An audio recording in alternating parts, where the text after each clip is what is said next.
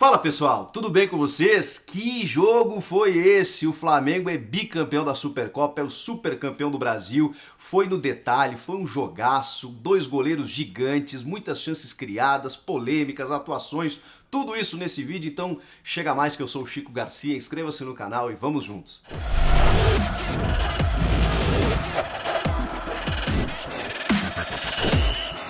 Já tudo sobre esse jogaço de bola, mas antes eu queria dizer que esse vídeo é um oferecimento de OneFootball, o aplicativo que eu uso para me manter informado sobre tudo que está rolando, notícias, estatísticas, resultados, transferências nesse momento de mercado da bola, tudo sobre o seu time do coração e as grandes novidades já desde o ano passado, né? Transmissão ao vivo e de graça do Campeonato Francês e da Bundesliga, o Campeonato Alemão. Então não perde teu tempo, o link está aqui na descrição como sempre, você baixa gratuitamente e serve para qualquer celular.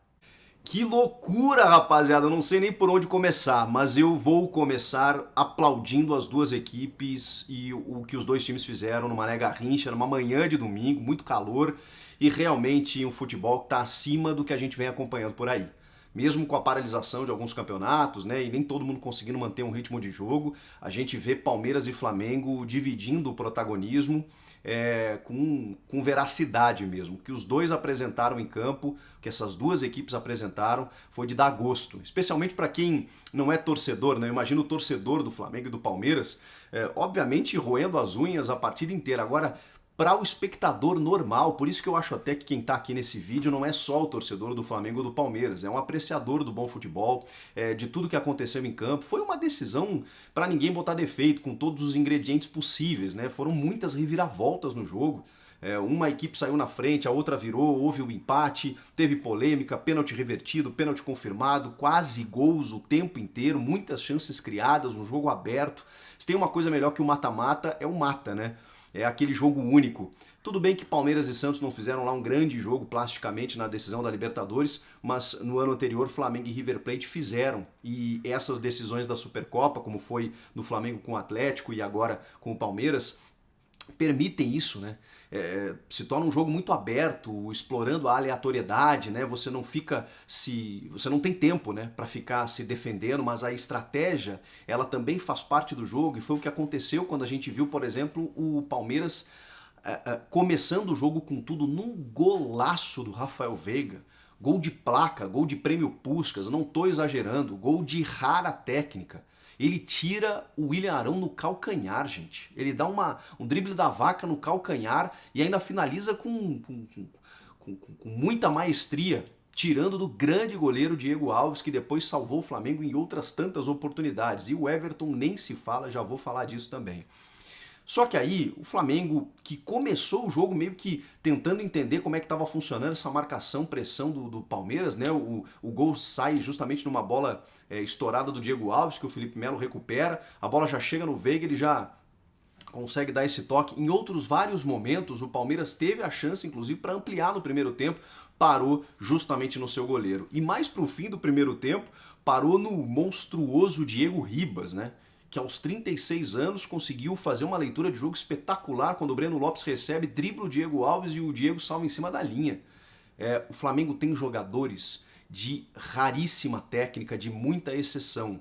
Quando a gente fala que o Flamengo ainda não é o que poderia ser, porque em 19 isso se comprovou e em 2020 o ano foi muito turbulento, muito atrapalhado, troca de técnicos e tudo mais, e alguns jogadores que estavam num nível muito alto em 2019 não conseguiram manter esse ritmo.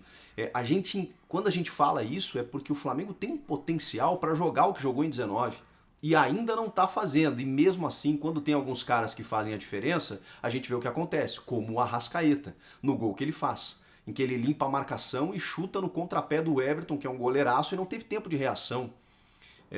Para vocês verem o que acontece. Agora, o Everton Ribeiro, por exemplo, é um jogador que eu não consigo entender o que aconteceu com ele.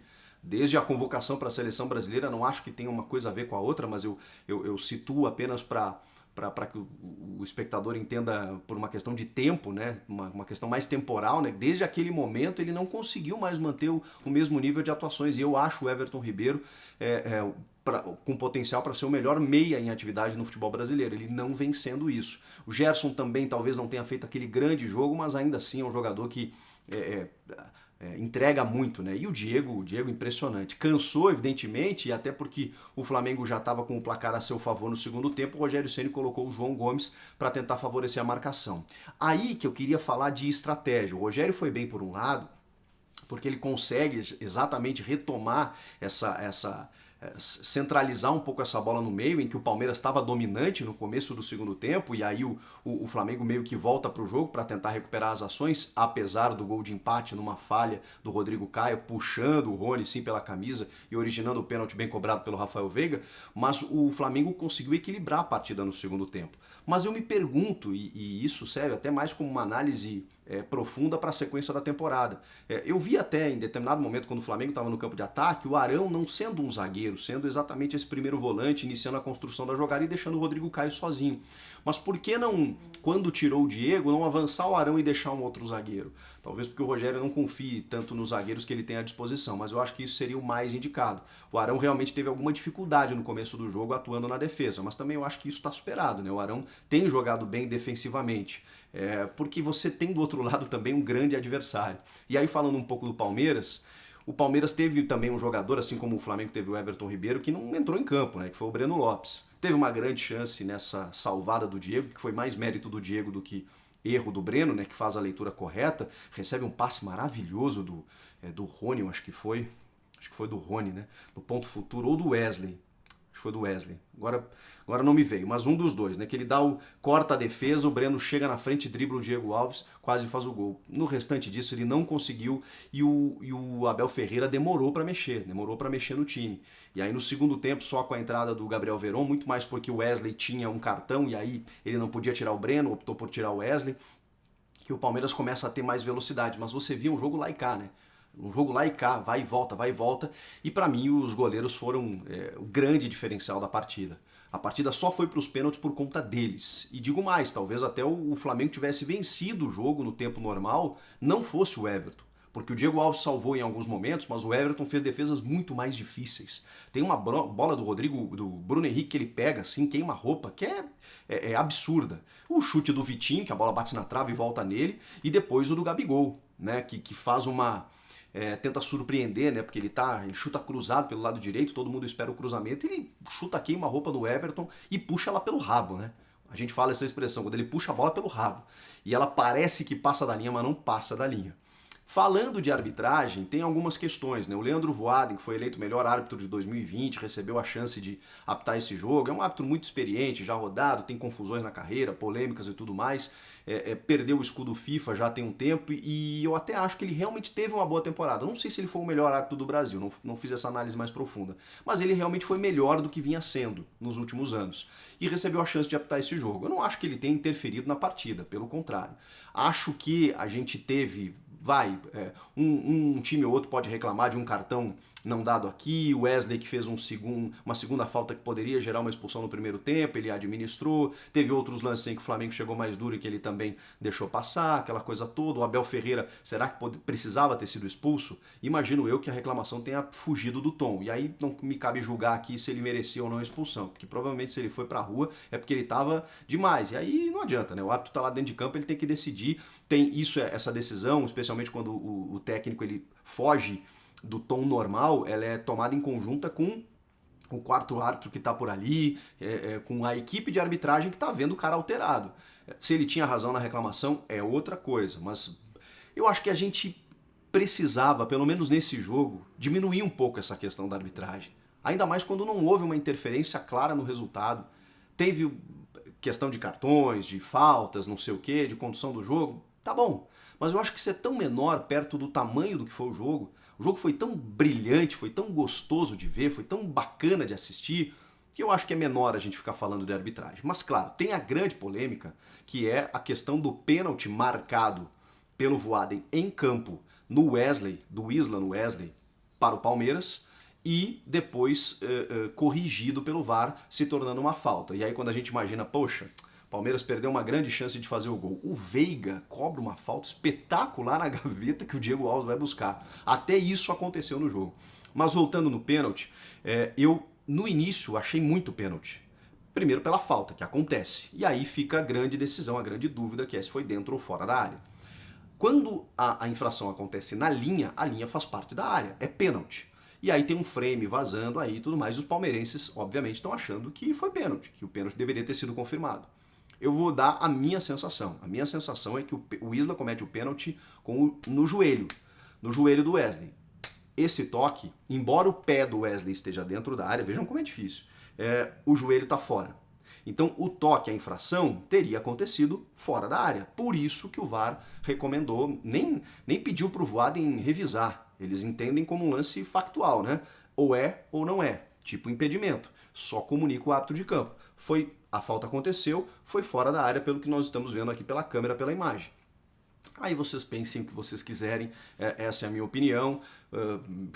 Palmeirenses vão pensar de um jeito, flamenguistas de outro, e outros espectadores aqui desse vídeo vão pensar de formas distintas. Podem comentar à vontade aí, eu acho que faz parte. Acho que é polêmico, acho que é discutível, não é uma questão assim. Para mim, realmente, o toque acontece fora da área, mas entendo a reclamação e tudo mais. De novo, o jogo foi demais, gente. O jogo foi espetacular. O Palmeiras teve a chance do título em vários momentos. O Flamengo também da mesma forma. E aí a gente vai para as penalidades. Quando a gente acha que tudo acabou, vem as penalidades e, cara, que loucura. Você vê dois goleiros desse tamanho, dessa envergadura. O Everton, que está numa fase iluminada, é realmente hoje o melhor goleiro do Brasil. Não dá para tirar os méritos do Diego Alves por toda a sua experiência de muito tempo na Europa, no próprio Flamengo, um exímio pegador de pênaltis, o cara que pegou pênalti do Messi, do Cristiano. Não é para qualquer um. E o Diego Alves sabe fazer isso, tanto que ele consegue fazer com que o Danilo erre um pênalti decisivo na catimba, na experiência. Quando a bola, o Danilo vai cobrar, ele já sai andando e tal, para que ajuste a bola. Isso, às vezes, embora haja experiência curta, mas já a experiência do Danilo, isso pesa na hora do moleque decidir.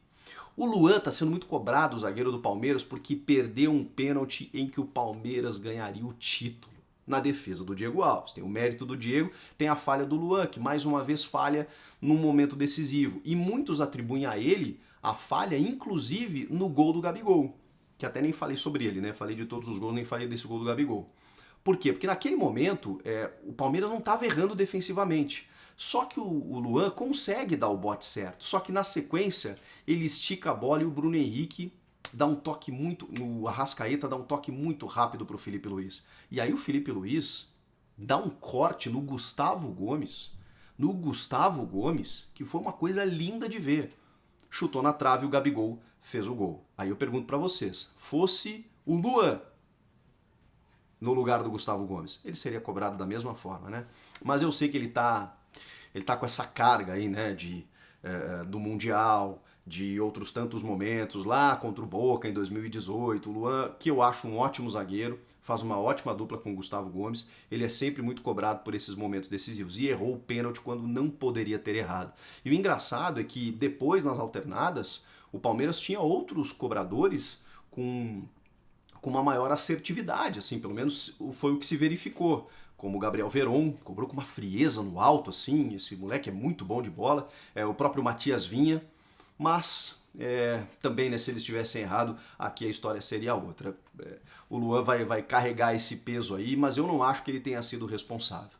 Eu acho que é natural a gente analisar pelas falhas o jogo, né? O jogo, ele, para um gol acontecer, normalmente alguém falha, né? Alguém não consegue, tem o mérito do atacante, mas tem também, né, o adversário que poderia ter evitado. Então sempre tem essa necessidade de análise pela falha. Eu prefiro valorizar o que as duas equipes fizeram. Um outro jogador abaixo do tom, o restante num jogo muito bacana de se ver, Felipe Luiz. Que jogo foi esse desse cara, defensivamente, armando a jogada, chegando na frente, frio.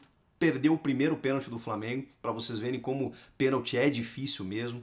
Tirou até do Everton, né? No meio do gol alto, a bola batendo no travessão.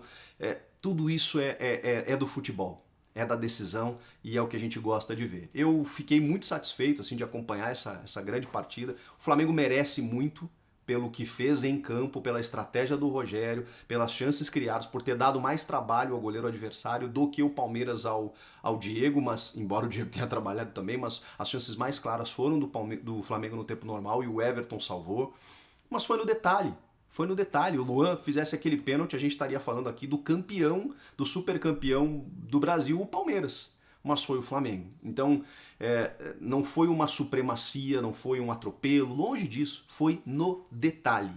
E aí eu acho que exatamente por isso que valoriza as duas campanhas, os dois times, os campeonatos que os dois venceram e essas duas equipes que vão cada vez mais, né, dividir o protagonismo. Tem o Galo chegando, tem o Inter se reforçando, o Grêmio também podendo chegar, o São Paulo aí começando bem com o Crespo, tem muita coisa para acontecer, mas Palmeiras e Flamengo realmente estão acima. E o Flamengo merecidamente é o super campeão do Brasil. Ufa, se faltou alguma coisa, você comenta aqui, inscreva-se no canal, por favor. Eu volto na próxima. Um abraço. Tchau!